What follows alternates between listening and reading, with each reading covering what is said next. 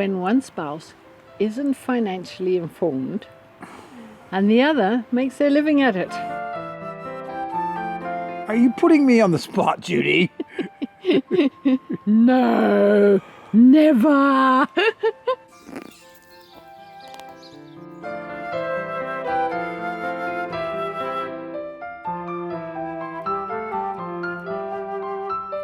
I'd like to first start on the subject of tithing.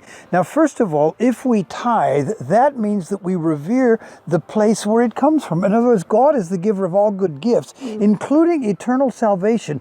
Is it not worth at least 10%? No. Okay, you're never wrong in giving to God. But I believe that the Bible is quite specific on how tithing is supposed to happen. It isn't just putting money where you think it would be a good place to put it. It has to do with your storehouse, as in Malachi 3. It has to do with where you get your fellowship, where you find your growth in Christ from the stewards of the word, i.e. the pastor and the other leaders of the church.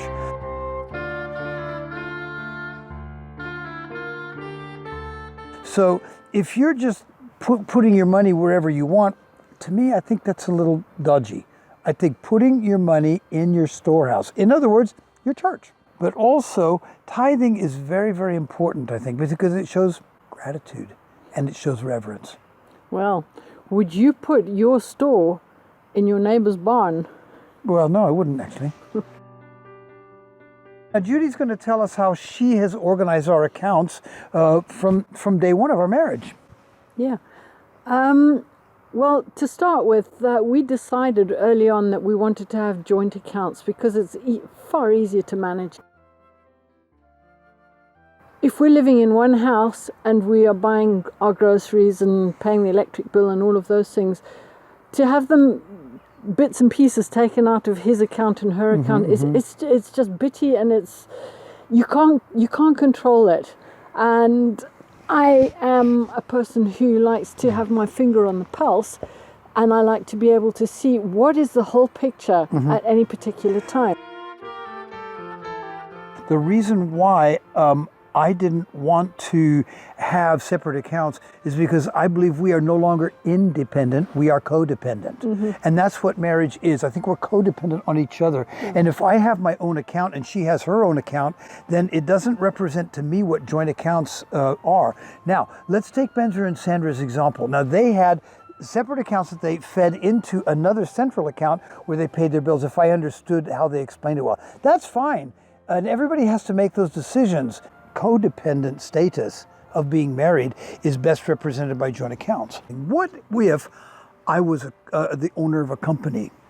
Well, a company account should never ever be mixed up with personal accounts.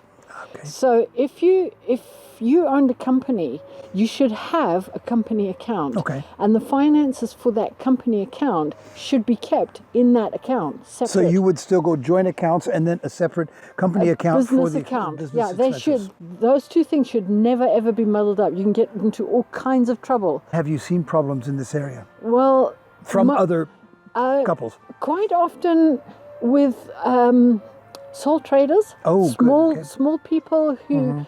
You know, the little guy who owns the corner shop. Yeah, or does the gardening in the local community or something of that nature, who doesn't have a massive amount of money that's coming in, but buys some spark plugs, and his wife needs to buy some milk.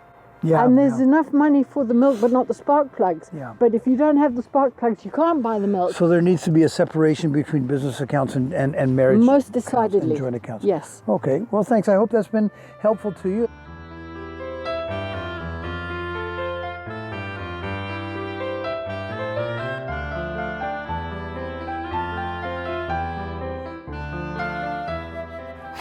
Well, I survived that one. Like yourselves, there are things that Larry and I still have to keep working at. This concludes our chapter on marriage finances from chapter 9 of If You Love Me, Show Me. Next week, we'll make a start on chapter 10 of A Husband's Protection. Thanks for being with us. God bless and see you then. Bye.